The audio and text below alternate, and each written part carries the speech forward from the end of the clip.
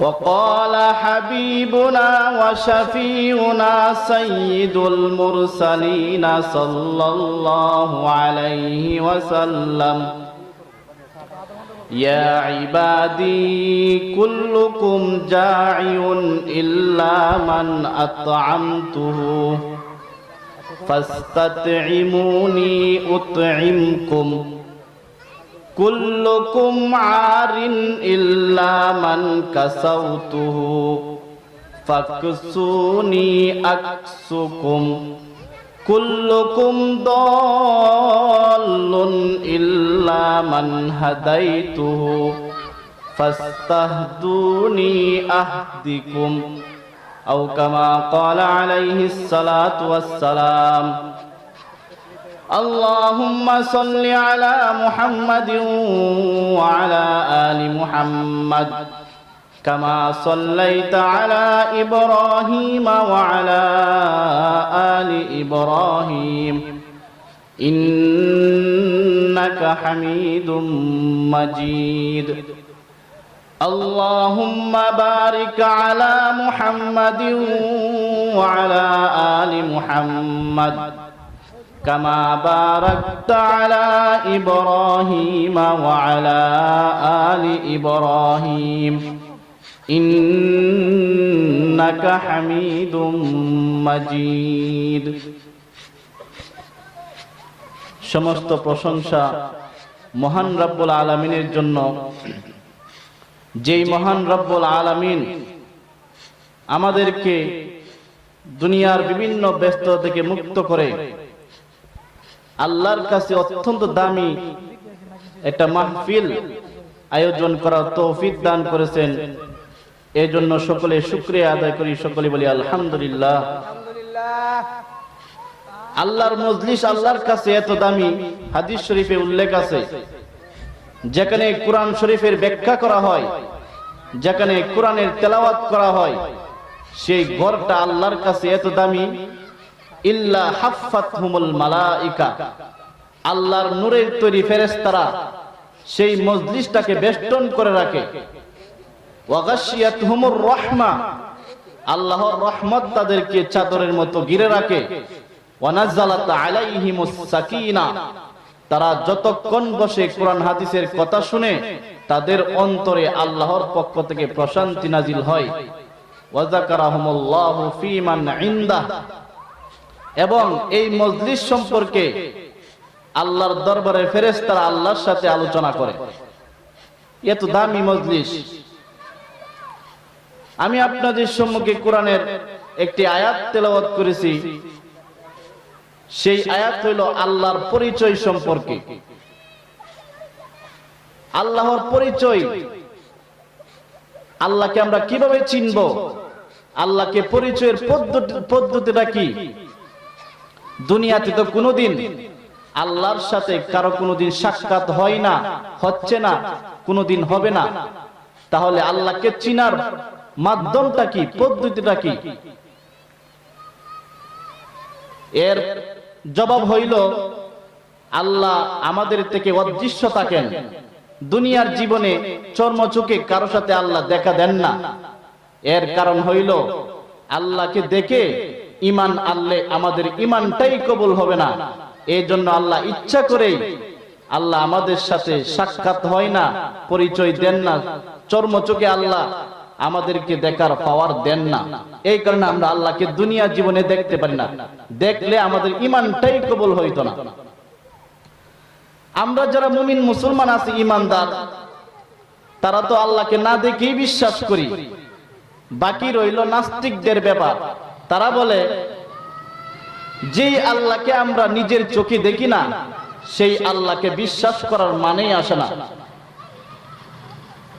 নাস্তিকদের এই প্রশ্নের জবাব আল্লাহ কোরআনের বহু আয়াতে দিয়েছেন।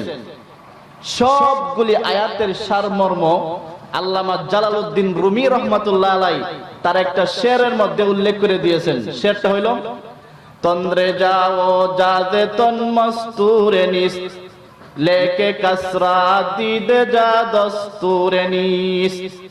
সারা পৃথিবীর সব মানুষ বিশ্বাস করে যে তাদের দেহের মধ্যে প্রাণ আছে, কিন্তু প্রাণ কি কেউ কোনোদিন দেখতে পেরেছে? কেউ দেখতে পারে নাই। সুতরাং প্রশ্ন হইল, তোমার দেহের ভিতরে যে প্রাণ আছে না দেখেও যদি তুমি বিশ্বাস করতে পারো, তাহলে আল্লাহ যে আছে তাহলে তুমি সেটা বিশ্বাস করতে পারবা না কেন? তবে আমাদের দেহে যে প্রাণ আছে, সেই প্রাণ আছে যে তার কতগুলো নিদর্শন আছে, সেই নিদর্শনের মাধ্যমে আমরা জানতে পারি যে আমাদের দেহের মধ্যে প্রাণ আছে। যদি আমার দেহের মধ্যে প্রাণ থাকে তাহলে আমি চলতে পারবো, যদি আমার দেহের ভিতরে প্রাণ থাকে তাহলে আমি চোখে দেখতে পারবো, যদি আমার দেহের ভিতরে প্রাণ থাকে তাহলে আমি পা দ্বারা চলতে পারবো, মুখ দিয়ে খাইতে পারবো, কান দিয়ে শুনতে পারবো, নাক দিয়ে শ্বাস প্রশ্বাস নিতে পারবো। সুতরাং আমি যে শ্বাস প্রশ্বাস নিতে পারি, এটা কিসের নিদর্শন? আমার দেহের ভিতরে প্রাণ আছে সেটার নিদর্শন। আমি যে খাইতে পারি সেটা কিসের নিদর্শন? আমার দেহের ভিতরে যে প্রাণ আছে সেটার নিদর্শন। আমি যে চলতে পারি এটা কিসের নিদর্শন? আমার দেহের ভিতরে যে প্রাণ আছে সেটার নিদর্শন। ঠিক আমার দেহের ভিতরে যে প্রাণ আছে, অদৃশ্য প্রাণ আমরা দেখি না, কিন্তু বিশ্বাস করি কতগুলি নিদর্শনের মাধ্যমে। ঠিক তেমনি ভাবে একই পদ্ধতিতে আল্লাহ যে দুনিয়ার জীবনে আছেন, আমরা দেখি না, অবশ্যই আছেন। অনেকগুলো নিদর্শনের মাধ্যমে জানতে পারি যে আল্লাহ অবশ্যই আছেন। যেমনি ভাবে অনেকগুলো নিদর্শনের মাধ্যমে আমরা জানতে পারি যে আমাদের দেহের ভিতরে প্রাণ আছে, ঠিক তেমনি ভাবে আল্লাহ যে পৃথিবীতে আছেন কতগুলো নিদর্শনের মাধ্যমে জানতে পারি। সেই নিদর্শন সম্পর্কে আল্লাহ বলেন যে আসমানেও আল্লাহকে চিনার বহু নিদর্শন আছে, জমিনেও আল্লাহকে চিনার বহু নিদর্শন আছে। এমন কি প্রত্যেক মানুষের 3.5 হাত দেহের ভিতরেও আল্লাহকে চিনার নিদর্শন আছে। আল্লাহ বলেন, ইন্না ফি খালকিস সামাওয়াতি ওয়াল আরদি ওয়াখতিলাফিল লাইলি ওয়ান নাহারি লাআয়াতিল লিউলিল আলবাব। নিশ্চয় রাত দিনের আবর্তন বিবর্তনের মধ্যে, সূর্যের মধ্যে, চন্দ্রের মধ্যে, মানুষের দেহের মধ্যে আল্লাহকে চিনার নিদর্শন আছে। আসমানেও আল্লাহকে চিনার নিদর্শন আছে। এই ব্যাপারে অনেক আয়াত আছে, তোর মধ্যে একটি আয়াত হইল আল্লাহ বলেন, আলাম তারাউ কাইফা খালাকাল্লাহু সাবআ সামাওয়াতিন তিবাকাও ওয়া জাআলাল কমারা ফীহিন্না নূরা وجعل القمر فيهن نورا وجعل الشمس سراجا। হে পৃথিবীবাসী মানুষ, তোমরা কি গবেষণার দৃষ্টিতে চেয়ে দেখো না আল্লাহ কিভাবে স্তরে স্তরে 7টি আসমান এবং 7টি জমিন এবং 7টি মহাশূন্য সৃষ্টি করেছেন, এবং এই মহাশূন্যের ভিতরে আল্লাহ একটা বড় বাতি সৃষ্টি করেছেন সূর্য নামে, আল্লাহ একটা জ্যোতি সৃষ্টি করেছেন চন্দ্র নামে। তোমরা কি সেগুলোর প্রতি গবেষণার দৃষ্টিতে চেয়ে দেখো না আমাদের এই মহাবিশ্বটা কত বড়? আসমানের মধ্যে আল্লাহকে চিনার বহু নিদর্শন আছে। আমাদের এই পৃথিবীর আয়তন হইল 51 কোটি বর্গ কিলোমিটার। এই পৃথিবীর চেয়ে সূর্যটা 13 লক্ষ গুণ বড়। অর্থাৎ আপনি যদি 51 কোটি বর্গ মাইলের পৃথিবী গনে গনে 13 লক্ষ পৃথিবীকে আপনি সূর্যের মধ্যে স্থান দিতে পারবেন। আল্লাহ এত বড় একটা সূর্য তৈরি করে রেখেছেন। তোমরা যদি সূর্যের মধ্যেও গবেষণা করো তাহলে তোমরা আল্লাহকে চিনতে পারবা। আর সূর্য যেখানে আছে সেটাকে বলা হয় সৌরজগৎ।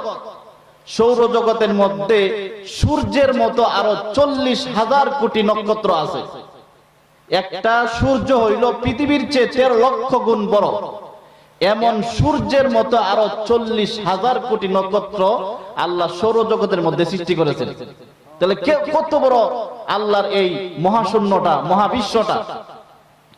আর সূর্য যেখানে আছে এবং 40,000 নক্ষত্র যেখানে আছে সেটাকে বলা হয় মিল্কি ওয়ে গ্যালাক্সি।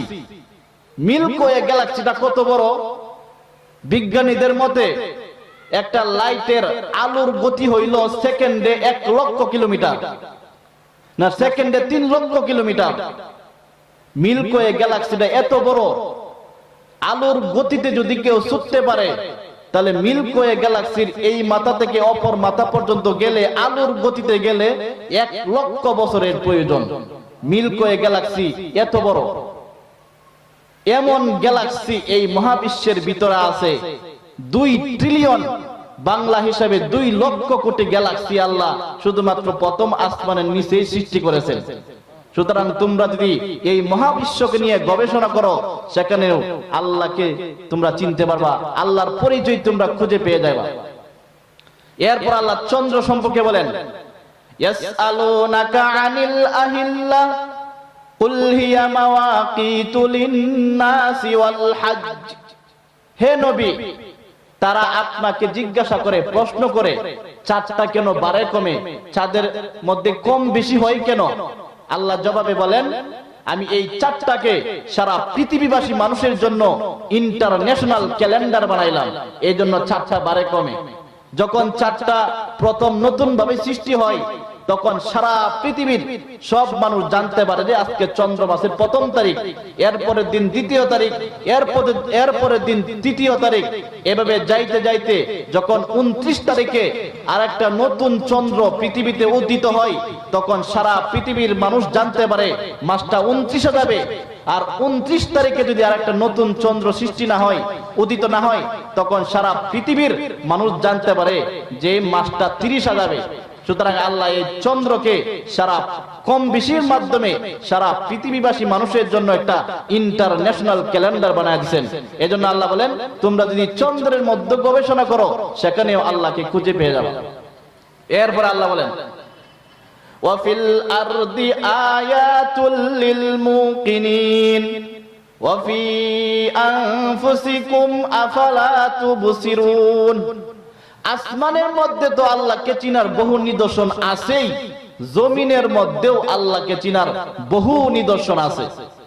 এর মধ্যে থেকে কতগুলো উল্লেখযোগ্য নিদর্শন হইল, আমরা অনেকেই গরু পালি, গাবি পালি, ছাগল পালি। আমাদের গাবি জমিনে উৎপাদিত ঘাস খায়, ঘাস খাওয়ার ফলে ঘাসের এক অংশ গোবর হইয়া এক রাস্তা দিয়ে বের হয়ে যায়, ঘাসের এক অংশ দুধ হইয়া দহনের অপেক্ষায় অপেক্ষমান থাকে, আর এক অংশ রক্ত হইয়া সারা শরীরে সাপ্লাই হয়, আর এক অংশ পেশাব হইয়া আর এক রাস্তায় বের হয়ে যায়। এমন ডিসিপ্লিন কে রক্ষা করে? রক্ষা করার মতো কি কেউ নাই? অবশ্যই একজন আছেন। তোমরা যদি গাভীর মধ্যেও চিন্তা গবেষণা করো, সেখানেও আল্লাহকে খুঁজে পেয়ে যাবা। এরপর আল্লাহ বলেন, যদি দুধের রাস্তা দিয়ে এক ফোঁটা বীর্য বের হয়ে যেত, এক ফোঁটা পেশাব বের হয়ে যেত, এক ফোঁটা গোবর বের হয়ে যেত, তাহলে দুধ খাইতে তোমাদের কেমন সুবিধা হইতো। তোমরা যেন পিওর দুধ পান করতে পারো, দুধের রাস্তা দিয়া কোনোদিন এক ফোঁটা বীর্য, রক্ত, গোবর, পেশাব বের হয় না, তোমরা যেন পিওর দুধ পান করতে পারো, এমন ডিসিপ্লিন কে রক্ষা করে? রক্ষা করার মতো কি কেউ নাই? থাকলে তিনি কে? তিনি হইলেন সে আল্লাহ। তোমরা যদি দুধের রাস্তার মধ্যে গবেষণা করো, সেখানেও আল্লাহর পরিচয় পেয়ে যাবা। গাভী থেকে স্বচ্ছ পিওর সাদা দুধ কেমনে বের হয়, সেখানে যদি তোমরা গবেষণা করো, সেখানেও আল্লাহর পরিচয় তোমরা পেয়ে যাবে। আমরা অনেকেই মুরগি পালি, হাঁস পালি। মুরগি কিছুদিন পালার পর 3-4 হালি ডিম দেয়। ডিম দেওয়ার পরে সেই ডিমগুলোকে মুরগি দেয়। তাপ দেওয়ার ফলে সেই মুরগি ডিমের মধ্যে বাচ্চার সৃষ্টি হয়। কুষার ভিতরে বাচ্চা এত দুর্বল থাকে, নিজস্ব ক্ষমতায় বের হয়ে আসতে পারে না। তখন মুরগি তার ঠোঁটের আঘাতে ডিমের কুষা ভেঙে দেয়, বাচ্চা বের হয়ে আসে। ডিমের ভিতরে বাচ্চা এত দুর্বল থাকে, যদি ভাঙতে দেরি করে তাহলে কুষার ভিতরেই মরে যাবে। আর যদি সৃষ্টি হওয়ার আগেই ভেঙে ফেলে, তাহলে ভিতরেই মারা যাবে। যেই ডিমের ভিতরে যেই বাচ্চারা যখনই পূর্ণাঙ্গ হয়, মুরগি তার ঠোঁটের আঘাতে সেই ডিমের কোষা তখনই ভেঙে দেয়। মুরগি কিভাবে জানলো যে এই ডিমের ভিতরে আজকে বাচ্চা পূর্ণ হইল, ওই ডিমের ভিতরে আগামীকাল পূর্ণ হবে, ওই ডিমের ভিতরে পরশু পূর্ণ হবে? মুরগি কিভাবে জানলো? মুরগির কাছে কি কোনো এক্সরে মেশিন আছে? নাই। তাহলে মুরগি কিভাবে জানলো? মুরগির অন্তরে এই অনুভূতি জাগিয়ে দেওয়ার মতো কি কেউ নাই? যদি তিনি তাকে, তাহলে তিনি কে? তিনি হইলেন মহান আল্লাহ। মুরগি থেকে, মুরগির ডিম থেকে কিভাবে বাচ্চা সৃষ্টি হয় সেখানেও যদি তোমরা গবেষণা করো, তোমরা আল্লাহর পরিচয় পেয়ে যাবে। এরপর আমরা অনেকে চাষাবাদ করি, জমি চাষ করি। আমাদের দায়িত্ব হইল জমি চাষাবাদ করা, সার গোবর দেওয়া, বীজগুলি জমিনে ছিটিয়ে দেয়, এই হলো আমাদের কাজ। এরপরে শিকড় গজায় কে? আল্লাহ। অঙ্কুর গজায় কে? আল্লাহ। লতা পাতা সৃষ্টি করে কে? আল্লাহ। সরাকে সৃষ্টি করে আল্লাহ। সরার মধ্যে দানা সৃষ্টি করে কে? আল্লাহ। দানার মধ্যে দুধের মতো পানি সৃষ্টি করে কে? আল্লাহ। সেই পানিটাকে শক্ত করে কে? আল্লাহ। সেই পানিটা শক্ত রইল নাকি নরম রইল, দুই রঙের সিগন্যাল সিস্টেম আল্লাহ চালু করেছেন। একটা হলো সবুজ রঙের সিগন্যাল, আর একটা হলো সোনালী রঙের সিগন্যাল। যখন সোনালী রঙের ধানটা যখন সোনালী রঙের হয়, তখন কৃষক বুঝতে পারে যে এখন দাওয়া যাবে, মারানো যাবে। আর যখন সবুজ থাকে, তখন কৃষক বুঝতে পারে এখনো কাটার সময় হয় নাই, মারানোর সময় হয় নাই। এই সবুজ রঙের এবং সোনালী রঙের সিস্টেম কে চালু করেছেন? একমাত্র আল্লাহ। তোমরা যদি বীজ থেকে কিভাবে ধান উৎপাদিত হয় সেখানেও যদি তোমরা গবেষণা করো, সেখানেও আল্লাহর পরিচয় পেয়ে যাবে। এই ব্যাপারে আল্লাহ বলেন, আনতুম তাজরাউনাহু আম নাহনুজ জারিউন। গৃহস্থী তোমরা করো না, আমি করো। গৃহস্থী আমি, আসল গৃহস্থী আমি করি। তোমরা শুধু ছিটিয়ে ফেলে দাও, ছিটায় দাও। ফসল দেওয়ার মালিক আল্লাহ। আমি আসল কাজটা আমি আল্লাহ নিজেই করি। সুতরাং কৃষি কাজ আমি আসলটা তো আমিই করি, তোমরা শুধুমাত্র চাষাবাদ করো।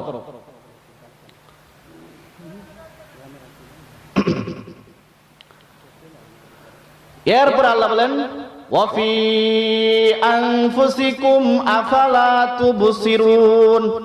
তোমরা যদি তোমাদের 3.5 হাত বডির মধ্যেও গবেষণা করো, সেখানেও আল্লাহর পরিচয় পেয়ে যাবে।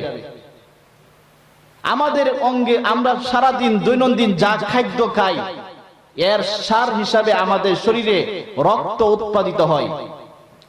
সেই রক্ত আমাদের শরীরে কয়েক মাস ব্যবহৃত হওয়ার কারণে রক্তটা দূষিত হয়ে যায়। আমাদের শরীরে একটা অঙ্গ আছে, সেই অঙ্গের নাম হলো হৃৎপিণ্ড। বাংলাতে বলা হয় হৃৎপিণ্ড, ইংলিশে বলা হয় হার্ট, আরবিতে বলা হয় কলব। সেই হৃৎপিণ্ড হলো কলা তুরের মতো, তার 2টা অংশ আছে। আমাদের শরীরে যখন রক্তটা ব্যবহৃত হয়ে দূষিত হয়ে যায়, তখন হৃৎপিণ্ডের এক অংশের চাপে এই রক্তটা সারা শরীরে সাপ্লাই হয়। সাপ্লাই হওয়ার ফলে কিছুদিন ব্যবহৃত হওয়ার পরে সেই রক্তটা দূষিত হয়ে যায়।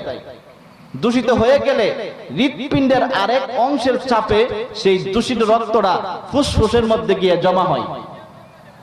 ফুসফুসের মধ্যে জমা হইলে তখন আল্লাহ এক প্রকার সাবান সৃষ্টি করেছেন। থাকে কোথায়? বাতাসের সাথে মিশ্রিত, দেখা যায় না।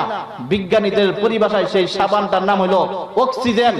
দূষিত রক্তটা হৃৎপিণ্ডের 2য় অংশের চাপে ফুসফুসের মধ্যে অক্সিজেনের অপেক্ষায় অপেক্ষমান থাকে। যখন মানুষ নাক দিয়ে অক্সিজেন টানে, অক্সিজেনের ছোঁয়া পেয়ে তার দূষিত রক্তটা পরিষ্কার হয়ে যায়। পরিষ্কার হয়ে গেলেও কিছু ময়লা বাকি থাকে। যেমনি ভাবে আমরা সাবান দ্বারা কাপড় ধুইলেও পরিষ্কার হইলেও কিছু ময়লা বাকি থাকে, ঠিক তেমনি ভাবে অক্সিজেনের ছোঁয়া পেয়ে দূষিত রক্তটা পরিষ্কার হইলেও, ধুলাও হইলেও কিছু ময়লা বাকি থাকে। এরপর যখন আমরা নাক দিয়ে নিঃশ্বাস ছাড়ি, তখন সেই দূষিত রক্তটা আমাদের নাক দিয়ে বের হয়ে যায়। বিজ্ঞানীদের পরিভাষায় সেটাকে বলা হয় কার্বন ডাই অক্সাইড। অক্সিজেন নেওয়া এবং কার্বন ডাই অক্সাইড আমরা ছাড়ি এবং অক্সিজেন নেই। এই প্রক্রিয়া যদি কিছুক্ষণের জন্য বন্ধ হয়ে যায়, আমরা সবাই মরে যেতে বাধ্য। সুতরাং আমরা এই শ্বাস প্রশ্বাস ঘুমন্ত অবস্থায় কে জারি রেখেছেন? আল্লাহ আমাদেরকে ঘুমন্ত অবস্থায় জারি রেখেছেন। সুতরাং তোমরা যদি শ্বাস প্রশ্বাস কিভাবে ফেলো, অক্সিজেন কিভাবে আল্লাহ আমাদেরকে মুহূর্তে মুহূর্তে দিতেছেন, সেখানেও তোমরা গবেষণা করো, সেখানেও আল্লাহকে পেয়ে যাবে। এই জন্য আল্লাহ বলেন, ওয়াফিল আরদি আয়াতুল লিল মুকিনিন। ওয়া ফি আনফুসিকুম আফালা তুবসিরুন। জমিনে তো আল্লাহকে চিনার বহু নিদর্শন আছেই, তোমাদের দেহের ভিতরেও আল্লাহকে চিনার বহু নিদর্শন আছে। এরপরে আল্লাহর অসীম ক্ষমতা সম্পর্কে একটা হাদিস রাসূল বলেন, যে হাদিসটা আমি শুরুতেই পাঠ করেছি। হাদিসে আল্লাহ রাসূল বলেন, ইয়া ইবাদি, হে পৃথিবীবাসী মানুষ, কুল্লুকুম জাইউন ইল্লা মান আতআমতুহু, তোমরা সবাই ক্ষুধার্ত থাকিবে যদি আমি তোমাদেরকে খাবার না দেই। সুতরাং ফাস্তাতইমুনি, সুতরাং তোমরা আমার কাছে চাও, উতইমকুম, আমি অবশ্যই তোমাদেরকে খাবার দিব। এরপর আল্লাহ বলেন, কুল্লুকুম আরিন ইল্লা মান কাসাউতুহু, হে পৃথিবীবাসী মানুষ, তোমরা সবাই বিবস্ত্র থাকিবে আমি যদি কাপড় না দেই। ফাকসুনি, হে পৃথিবীবাসী মানুষ, সুতরাং তোমরা আমার কাছে কাপড় চাও। আকসুকুম, আমি তোমাদেরকে কাপড় দিব। কুল্লুকুম দাল্লুন ইল্লা মান হাদাইতুহু, হে পৃথিবীবাসী মানুষ, তোমরা সবাই পথভ্রষ্ট হয়ে যাবে, পচে যাবে, বিপদগামী হয়ে যাবে। ইল্লা মান হাদাইতুহু, যদি আমি তোমাদেরকে হেদায়েত দান না করি। ফাস্তাহদুনি, সুতরাং তোমরা আমার কাছে হেদায়েত চাও। আহদিকুম, আমি তোমাদেরকে হেদায়েত দান করব।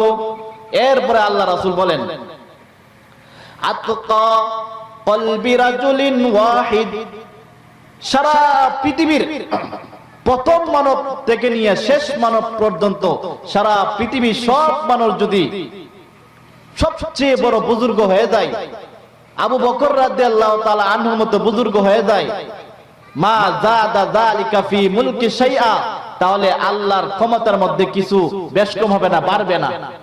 এরপর আল্লাহ রাসূল বলেন, কানু আলা আফজারি কলবি রাজুলিন ওয়াহিদ, এমনই ভাবে প্রথম মানব থেকে নিয়ে শেষ মানব পর্যন্ত সারা পৃথিবীর সব মানুষ যদি শয়তানের চেয়েও আরো নিকৃষ্ট হয়ে যায়, আরো গুমরা হয়ে যায়, আরো খারাপ হয়ে যায়, মা মা নাকাসা ফি মুলকি শাইআ, তাহলে আমার রাজত্ব থেকে বিন্দু মাত্র হ্রাস পাবে না।